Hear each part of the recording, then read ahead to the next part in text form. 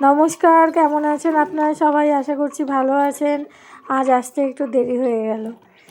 আজ করব দুধ ফুলকপির রসা। তার জন্য কড়াইতে গরম জল বসিয়েছি। জলের মধ্যে দিয়ে দিলাম আলু আর টুকরো করে রাখা ফুলকপি, দিয়ে একটু লবণ দিয়ে এটাকে ভাপিয়ে নেব 5 মিনিট মতো।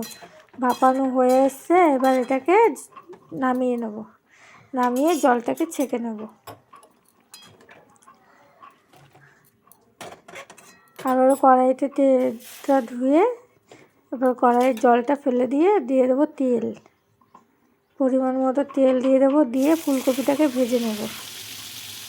ফুলকপি যদি ভাপিয়ে ভাজা হয় তাহলে ফুলকপিতে অতিরিক্ত তেল টানে না, তার জন্য ফুলকপিটাকে ভাপিয়ে নিলাম। আর ফুলকপির যে বাজে একটা গন্ধ, সেই গন্ধটাও চলে যায়, উগ্র গন্ধটা, পোকা থাকলে বেরিয়ে যাবে, এই জন্য ফুলকপিটাকে ভাপানো।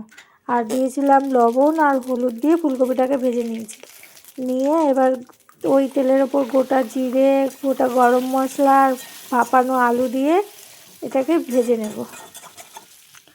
আলুটাকে লাল লাল করে ভেজে এবার দিয়ে দেব বাটা মশলা, আদা, কাঁচা লঙ্কা, টমেটো, চারমগজ, পোস্ত সব একসাথে বেটে নেওয়া হয়েছে, এটাকে দিয়ে দিলাম।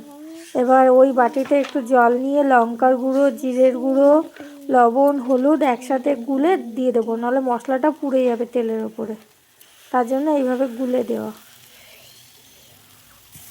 এবার দিয়ে দিলাম, দিয়ে এবার মশলাটাকে ভালো করে কষিয়ে নেব আলুর সাথে, তেল ছাড়া পর্যন্ত। যতক্ষণ না তেল ছেড়ে আসছে ততক্ষণ ভালোভাবে কষাবো। দিচ্ছি পরিমাণ মতো লবণ। আগের যেহেতু লবণ দেওয়া আছে, সেই আন্দাজ বুঝে লবণ দিতে হবে।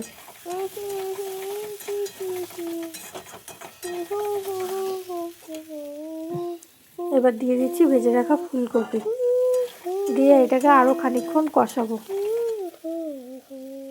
এবার দিয়ে দিচ্ছি বাটিতে দুধ রেখেছি খানিকটা, সেই দুধটাকে দিয়ে দিলাম। দিয়ে এবার এটাকে কষিয়ে পরিমাণ মতো জল দিয়ে দেবো। এই নিরামিষ ফুলকপি, দুধ ফুলকপি দিয়ে ভাত, রুটি, পরোটা সব কিছু কিন্তু ভালো লাগবে। আপনারা চাইলে পোলাও বা ফ্রাইড রাইসের সাথেও ট্রাই করে দেখতে পারেন। হয়ে এসছে, এবার এটাকে দেবো একটু পরিমাণ মতো চিনি, দিয়ে আরেকটু নেড়ে চেড়ে দিয়ে দেবো ঘি আর গরম মশলা। আলু ফুলকপি সেদ্ধ হয়ে এসছে। কেমন হলো আপনারা জানাবেন। Like, comment, share and subscribe করে আমার পাশে থাকবেন, ফলো করবেন। আবার দেখা হবে একটা নতুন ভিডিওর সাথে। ততক্ষণ আপনারা ভালো থাকবেন, সুস্থ থাকবেন। আমার কিন্তু দুধ ফুলকপি রেডি। এবার নামিয়ে নেব।